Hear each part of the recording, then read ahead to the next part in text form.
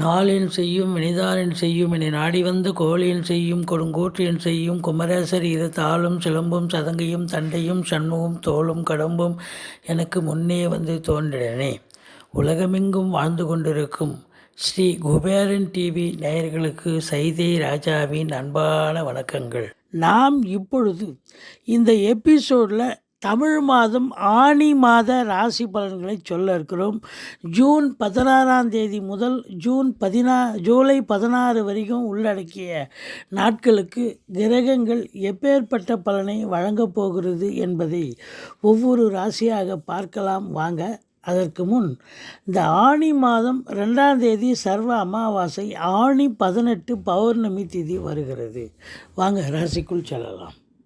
விருச்சிக ராசி காலபுருஷனுக்கு 8வது ராசி.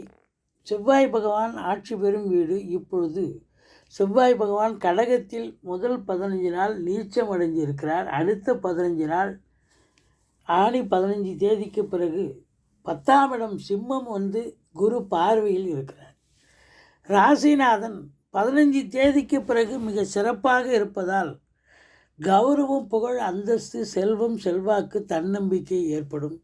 அதே நேரத்தில் சிம்மத்தில் இருக்கும் செவ்வாய் கடைசி 15 நாள் உங்களுக்கு விருச்சிகத்தை பார்க்குறார் சிம்மத்தில் இருக்கிறதால. அப்போ ராசியை ராசிநாதன் பார்ப்பதால் மிக மிக சிறப்புங்க.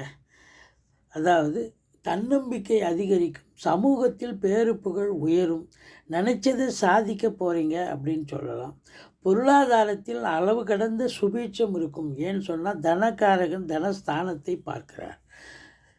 குடும்பஸ்தானத்தை குடும்பாதிபதி பார்த்தா குடும்ப மேன்மை, பொருளாதார மேன்மை, குடும்ப மேன்மை. உங்கள் வாக்கு சாதுரியமுடைய விருச்சிக ராசி அன்பர்களுக்கு இந்த மாதம் மிக சிறப்பாக பணியாற்றி சம்பாத்தியம் பார்க்க போகிறீங்க. உதாரணமாக வழக்கறிஞர்கள், ஆசிரியர் பெருமக்கள், சொற்பொழிவாளர்கள், இது போன்ற வாக்கினை தொழிலாக செய்யும் அன்பர்களுக்கு ஒரு உற்சாகம் நிறைந்த ஒரு மாதமாக அமையப்போகிறது. குடும்பத்தில் நிம்மதி, சந்தோஷம், கணவன் மனைவி ஒற்றுமை, குதூகலம். ஆரம்ப கல்வி பயிலும் மாணவ செல்வங்கள் மிக சிறப்பாக படிக்கக்கூடிய ஒரு அமைப்பு இருக்குது. தேக ஆரோக்கியம் சிறப்பாக இருக்கிறது. குடும்பத்தில் சுப நிகழ்ச்சிகள் நடத்துவார்கள். வெளியார் சுப நிகழ்ச்சிகளுக்கு சென்று விட்டு வர முடியும். இதில் சனி பகவான் 4ஆம் இடத்தில் இருப்பதால் உங்களுக்கு அர்த்தாஷ்டம சனி இந்த விருச்சிக ராசி அன்பர்களுக்கு.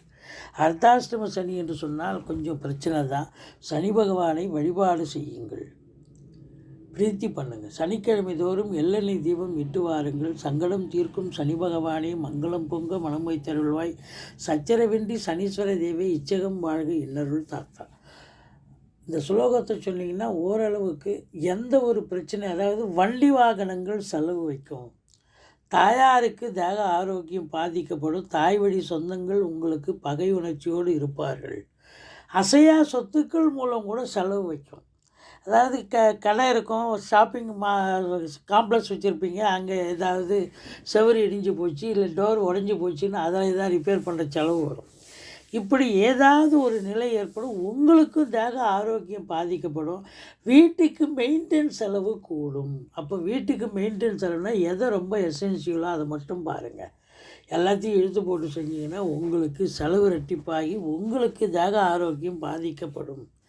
எச்சரிக்கையாக இருந்து கொள்ளுங்கள். இதையும் தாண்டி சனி பகவான் 10ஆம் பார்வையாக ராசியும் பார்க்குறார். இருந்தாலும் முதல் 15 நாள் கடகத்தில் செவ்வாய் இருக்கிறதால நம்ம முதல் 15 நாள் சனியினுடைய பார்வை இருக்கிறதால அப்புறமும் இருக்குது.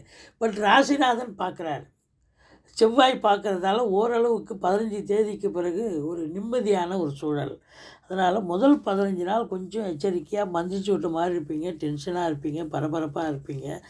6இல் குரு ஊரில் பகை. 6ஆம் இடத்தில் உங்களுக்கு ராகு இருக்கிறார். அஷ்டலட்சுமி யோகத்தை தரப்போகிறார். அதே நேரத்தில் எதிரிகள் ஓடி ஒளிவார்கள். கடன் சுமை படிப்படியாக குறையும். கோர்ட்டில் கேஸ் எதாக இருந்தால் உங்களுக்கு சாதகமாக தீர்ப்பு வரும். சொந்த தொழில் செய்யக்கூடிய அன்பர்களுக்கு நம்பிக்கைக்கு பாத்திரமான பணியாளர்கள் கிடைப்பார்கள். வெளிநாடு போகணும்னு நினைக்கக்கூடிய விருச்சிக ராசி அன்பர்கள் தாராளமாக செல்லலாம். நல்லதே நடக்கும். உயர்கல்விக்காக போகிறீங்களா, இல்லை உத்தியோகத்துக்காக போகிறீங்களா, இல்லை அங்கே போய் தொழில் பண்ணணும்னு நினைக்கிறீங்களா, கண்டிப்பாக உங்கள் அபிலாஷை என்னவோ கண்டிப்பாக நிறைவேறும். 7ஆம் இடத்து அதிபதி சுக்கிரன் உங்களுக்கு பார்த்தீங்கன்னா 9ஆம் இடம் 10ஆம் இடத்தில் இருக்கிறார். அதனால் கணவன் மனைவி ஒற்றுமை அதிகரிக்கும். மற்றபடி உங்களுக்கு எதையும் நண்பர்களால் ஆதாயம் பெறக்கூடிய ஒரு அமைப்பு, தொழில் கூட்டாளிகள் கூட ஒரு ஆதரவோடு செயல்படக்கூடிய ஒரு நிலை. சூரியன் புதன் சேர்க்கை இருக்கிறது 8ஆம் இடத்தில். புதாதித்ய யோகம் ஏற்படுகிறது. 8ஆம் இடமாக இருந்தாலும் கூட கல்வியாளர்கள் ஏன்னா புதன் அங்கே ஆட்சி பெறுகிறார். அப்போ சூரியனுக்கு அங்கே மறைவு கிடையாது 8ஆம் இடமாக இருந்தாலும். உங்கள் கல்வியாளர்கள், கல்வி நிறுவனங்கள், கல்வி பயிலும் மாணவ செல்வங்கள் இவங்களுக்கெல்லாம் சிறப்பான ஒரு காலகட்டம், மேன்மையான ஒரு காலகட்டம்.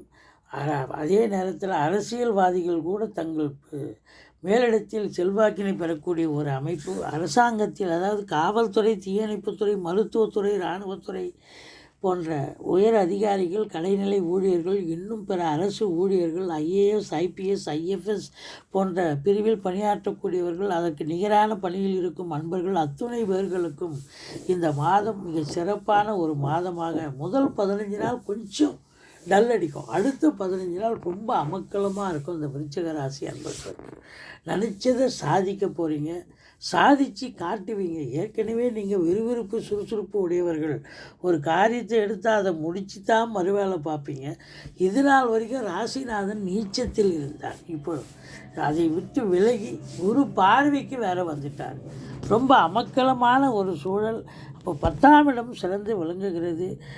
ஃப்ளாட் ப்ரமோட்டர்ஸ், பில்டர்ஸ், கட்டிட கலைஞர்கள், இடம் வாங்கி விற்கக்கூடிய அன்பர்கள், அதே நேரத்தில் செங்கல், மணல், ஜல்லி, ஹார்ட்வேர்ஸ் போன்ற பிரிவில் பணியாற்றக்கூடியவர்கள், இவங்க எல்லோருக்கும் பார்த்திங்கன்னு சொன்னால் ஒரு அமக்கலமான ஒரு காலகட்டம். நல்ல தொழில் அமைஞ்சு நல்ல சம்பாத்தியத்தை பார்க்க போகிறீர்கள் என்று சொன்னால் மிகையாகாது.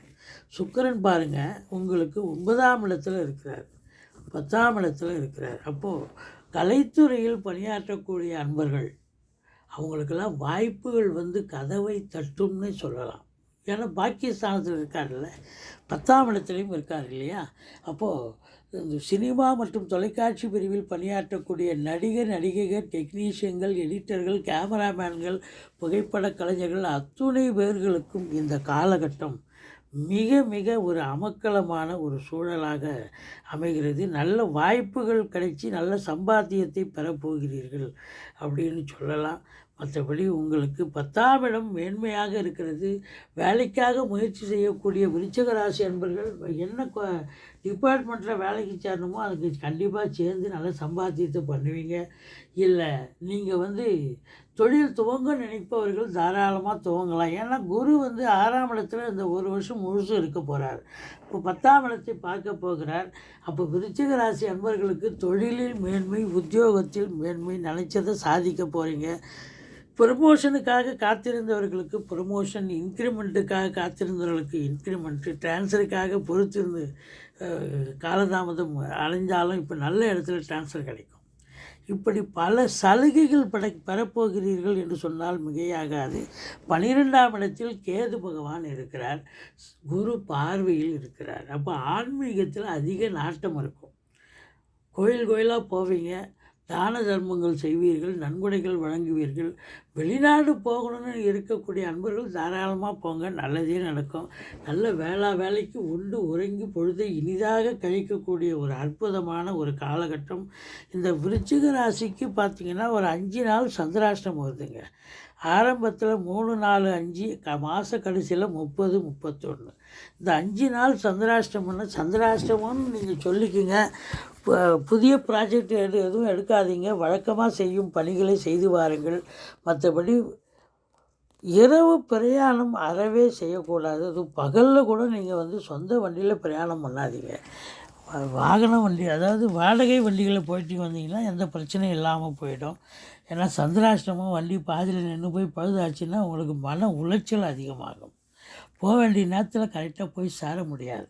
ஆனால் வாடகை வண்டினா அது ரிப்பேர் ஆனாலும் அடுத்த வண்டிக்கு மாறி போயிட்டே இருக்கலாம். இதுதான் நிலை.